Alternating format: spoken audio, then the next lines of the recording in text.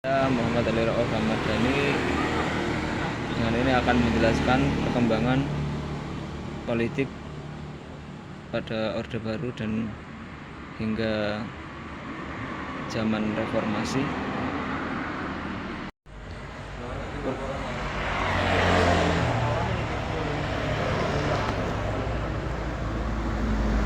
Perkembangan politik di Indonesia pada masa-masa awal Orde Baru menunjukkan peranan Presiden Soeharto yang semakin dominan. Di samping kewenangan-kewenangan yang diberikan oleh UUD 1945, situasi politik Indonesia memberikan kesempatan yang besar bagi Presiden Soeharto untuk berperan sebagai presiden yang dominan. Presiden Soeharto adalah tokoh utama yang tampil setelah gerakan 30 SPKI yang memimpin usaha-usaha pemberantasan komunis di Indonesia. Meskipun Jenderal Nasution komisioner, namun posisinya sebagai ketua MPRS memberi peluang kepada Soeharto untuk tampil sebagai presiden berikutnya yang menggantikan Presiden Soekarno. Senioritas Soeharto dalam Angkatan Darat memperkuat posisinya dalam dunia politik Indonesia. Peranan dominan Soeharto semakin menguat seiring dengan usia Orde Baru. Keberhasilan Orde Baru dalam membangun ekonomi termasuk keberhasilan swasembada beras pada pertengahan dekade 1980-an memberikan kedudukan dominan yang semakin kokoh bagi Presiden Soeharto. Kedudukan dominan tersebut menyebabkan tidak ada satupun di antara elit politik nasional yang dapat dianggap sebagai calon pengganti Presiden Soeharto. Tokoh-tokoh yang lain dianggap sebagai tokoh-tokoh yang menjadi pengikut Soeharto. Mereka bersaing antara mereka sendiri untuk mendapatkan posisi terdekat dengan Soeharto. Tidak ada satupun tokoh Orde Baru yang mau bersaing dengan Soeharto. Oleh karena itu tidak mengherankan bila elit Orde Baru semenjak awal dekade 1990-an dikuasai sepenuhnya oleh Presiden Soeharto. Dominasi mutlak dalam politik menghasilkan penyelewengan kekuasaan. Penyelewengan kekuasaan ini semakin hebat menjelang berakhirnya Orde Baru pada tahun 1998, terutama yang menyinggung Presiden Soeharto dan keluarganya. Tidak diperbolehkan sama sekali.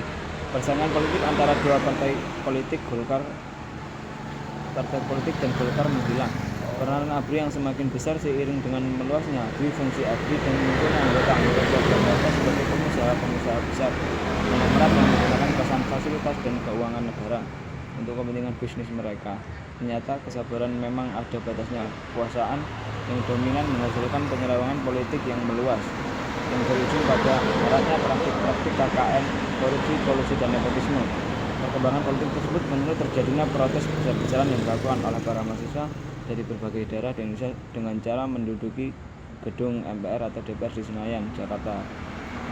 Gerakan mahasiswa ini mampu memaksa pimpinan MPR atau DPR untuk mendukung gerakan tersebut dan menuntut pengunduran diri Presiden Soeharto.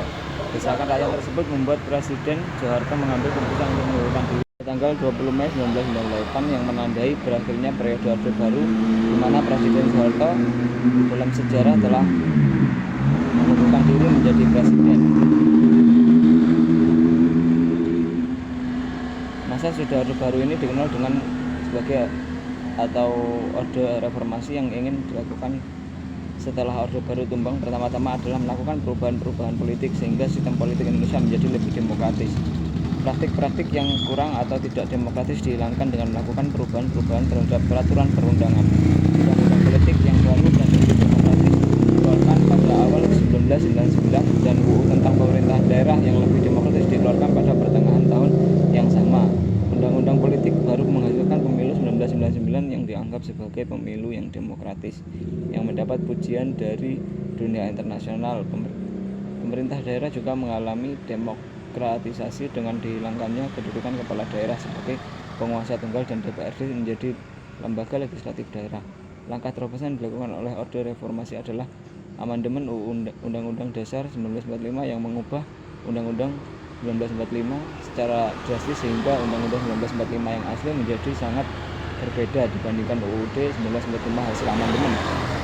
UUD 1945 hasil amandemen menjadi lebih demokratis dibandingkan dengan Undang-Undang 1945 yang asli. Sebagai contoh, masa jabatan presiden lebih dipertegas selama 5 tahun sehingga tidak ada lagi penafsiran yang dapat membuat seorang presiden terpilih lebih dari 2 kali. Amandemen yang dilakukan sebanyak 4 tahap dalam 4 tahun telah menjadi sebuah bagian terpenting dari proses demokratisasi di Indonesia. Sekian dari saya. Assalamualaikum warahmatullahi wabarakatuh.